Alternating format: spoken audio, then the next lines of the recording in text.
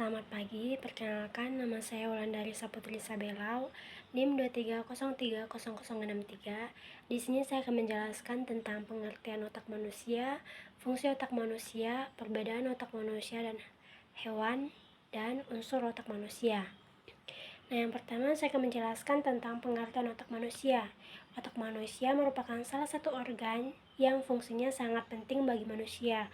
Otak terdiri dari beberapa bagian dengan fungsinya masing-masing. Otak merupakan salah satu organ tubuh manusia yang paling kompleks.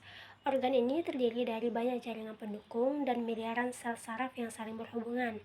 Otak dilindungi oleh lapisan pembungkus yang disebut selaput otak dan tulang tengkorak, serta terhubung ke saraf tulang belakang bersamaan dengan sumsum tulang belakang.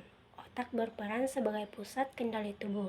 Sistem saraf ini kemudian bekerja dengan sistem saraf tepi untuk memungkinkan manusia melakukan berbagai aktivitas seperti berjalan, berbicara, bernapas, makan, dan minum. Nah, selanjutnya saya akan menjelaskan tentang bagian-bagian otak dan fungsinya. Nah, yang pertama ada otak besar atau cerebrum. Nah, otak besar adalah bagian penting besar dari otak manusia. Ia terbagi menjadi dua belahan, yaitu belahan kanan dan belahan kiri, yang masing-masing mengendalikan sisi tubuh yang berlawanan. Nah, belahan kanan lebih banyak berperan dalam kreativitas dan intuisi, sedangkan belahan kiri lebih terkait dengan logika, bahasa, dan analisis. Selanjutnya, permukaan otak besar dipenuhi oleh lipatan-lipatan atau yang disebut gyrus dan sucus untuk memperluas area permukaan tanpa menambah ukuran tengkorak. Nah, otak besar dibagi menjadi 4 lobus dengan fungsi spesifik. Yang pertama ada lobus frontal, yaitu mengatur fungsi berpikir kritis, perencanaan, penggerakan, dan kontrol emosi. Yang kedua ada lobus parietal, yaitu memproses informasi sensorik seperti sentuhan, suhu, dan rasa sakit. Nah, yang ketiga ada lobus temporal, yaitu bertanggung jawab atas pendengaran, bahasa, dan memori. Nah, yang terakhir ada lobus occipital, yaitu pusat pengelolaan visual dari mata. Nah, otak besar juga mengandung konteks cerebri atau lapisan luar berwarna abu-abu yang penting untuk fungsi kognitif tingkat tinggi. Nah, selanjutnya ada otak kecil atau yang disebut cerebellum. Nah, otak kecil terletak di bagian otak besar, tepat di belakang batang otak. Walaupun ukurannya jauh lebih kecil, perannya sangat vital. Fungsinya meliputi yaitu menjaga keseimbangan tubuh, mengatur koordinasi gerakan otot, dan memastikan gerakan tubuh menjadi halus dan tepat. Jika otot kecil rusak, seseorang mungkin mengalami gangguan koordinasi atau disebut aktasia untuk membuat gerakan menjadi goyah atau tidak stabil. Nah, selanjutnya yang ketiga batang otak atau brainstem. Nah, batang otak ini merupakan jalur penghubung antara otak besar, otak kecil, dan sumsum tulang belakang. Ia memiliki 3 bagian utama. Yang pertama mesencephalon atau otak tengah, yaitu mengatur gerakan mata dan refleks pendengaran serta penglihatan. Yang kedua ada pons, yaitu menyampaikan sinyal antara otak besar dan otak kecil. Juga berperan dalam mengontrol tidur, bernapas, dan mimpi. Yang ketiga adalah medula oblongata, yaitu mengendalikan fungsi vital dasar seperti bernapas, denyut jantung, dan tekanan darah. Nah, karena perannya yang begitu penting, kerusakan pada batang otak seringkali berakibat fatal. Nah, yang keempat ada sistem limbik. Nah, sistem limbik ini adalah kumpulan struktur yang di bagian dalam otak besar yang mengatur emosi, motivasi, dan ingatan. Nah, yang kelima ada diencephalon. Nah, diencephalon ini adalah bagian otak yang terletak di antara otak besar dan otak kecil. Komponennya termasuk talamus. Yang pertama ada talamus, yaitu berfungsi sebagai pusat relay informasi sensorik. Hampir semua informasi dari panca indera melewati talamus sebelum diteruskan ke area otak besar. Nah, yang selanjutnya ada hipotalamus.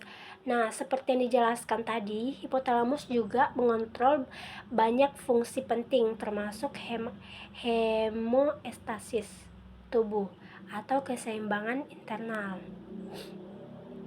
Nah, selanjutnya ada perbedaan otak manusia dan hewan terletak pada beberapa aspek. Nah, yang pertama ada ukuran otak dan rasio terhadap tubuh. Nah, kalau manusia memiliki otak yang besar jika dibandingkan dengan ukuran tubuhnya, rasio itu disebut equivalent quotient atau EQ.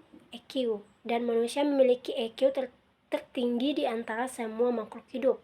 Nah, kalau pada hewan juga memiliki otak, tetapi untuk sebagian besar spesies ukuran otaknya relatif kecil dibanding tubuhnya. Hanya beberapa hewan seperti lumba-lumba, gajah, simpanse yang memiliki EQ tinggi, namun tetap lebih rendah daripada manusia.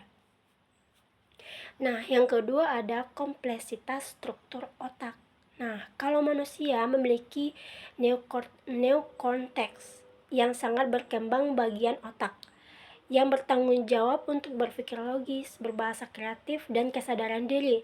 Neokorteks manusia sangat berlipat-lipat atau banyak gairah dan suci untuk meningkatkan luas permukaannya. Nah, kalau pada hewan memiliki neokorteks yang kurang berkembang atau bahkan sangat sederhana. Pada hewan primitif, otak mereka lebih fokus pada fungsi dasar seperti insting bertahan hidup dan pemikiran abstrak. Nah, selanjutnya yang ketiga ada kemampuan berbahasa dan berkomunikasi. Nah, kalau pada manusia mampu menggunakan bahasa kompleks, baik lisan maupun tulisan, untuk berkomunikasi, mengungkapkan ide abstrak, serta mewariskan budaya dan ilmu pengetahuan. Nah, kalau pada hewan memiliki bentuk komunikasi seperti suara, gerakan tubuh, atau bau, tetapi tidak mengembangkan bahasa sistematis atau simbolik dan kompleks seperti manusia pada umumnya.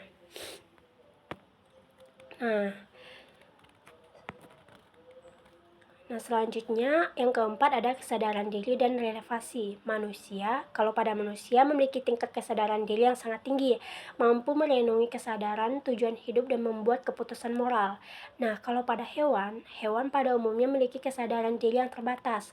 Hanya beberapa hewan yang seperti lumba-lumba, gajah, beberapa primata besar yang menunjukkan tanda-tanda mengenali diri sendiri di cermin mirror test, tetapi refleksi dan kesadaran mereka tidak sedalam manusia. Nah, yang kelima yaitu fungsi emosional. Nah, kalau pada manusia memiliki spektrum emosi yang luas dan kemampuan untuk memproses emosi secara mendalam. Dan dalam konteks emosi juga mempengaruhi hubungan sosial dan budaya. Kalau pada hewan juga memiliki emosi seperti rasa takut, kasih sayang, dan stres. Tetapi pada umumnya lebih sederhana, lebih terikat pada insting dibanding pengelolaan emosi pada manusia yang dalam. Nah, yang terakhir ada unsur otak manusia. Nah, unsur otak manusia adalah bagian-bagian utama yang membentuk otak yang menjelaskan berbagai fungsi vital tubuh serta pikiran. Nah, berikut yang pertama ada neuron atau sel saraf. Neuron adalah unit dasar otak, berfungsi mengirim dan menerima pesan dalam bentuk sinyal, listrik, dan kimia. Terdiri dari dendrit atau penerimaan sinyal, badan sel atau pengelolaan sinyal, dan akson atau pengirim sinyal.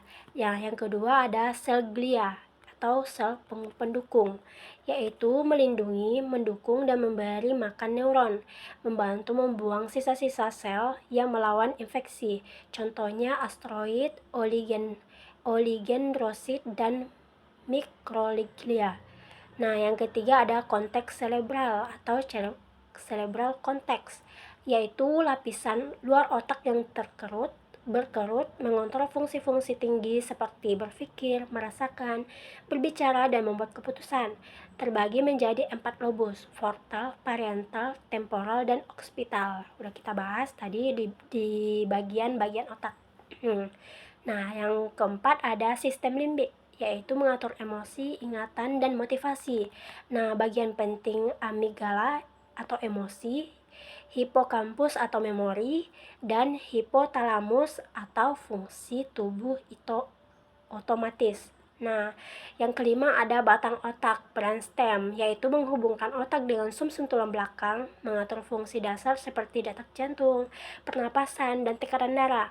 Nah, yang keenam ada cerebellum, otak kecil, yaitu berada di bagian belakang otak, bawah otak.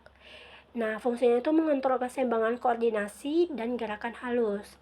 Nah, yang ketujuh ada vertikal dan cairan cerebrospinal atau cerebrospinal fluid. Nah, vertikal adalah rongga dalam otak yang berisi cairan yang melindungi otak dan benturan dalam membantu membuang limbah. Nah, yang kedelapan atau yang terakhir, myelin, yaitu lapisan lemak yang membungkus akson neuron, membantu mempercepat pengiriman sinyal antar neuron. Nah, baik, sekian yang dapat saya jelaskan. Kurang lebihnya saya mohon maaf. Terima kasih.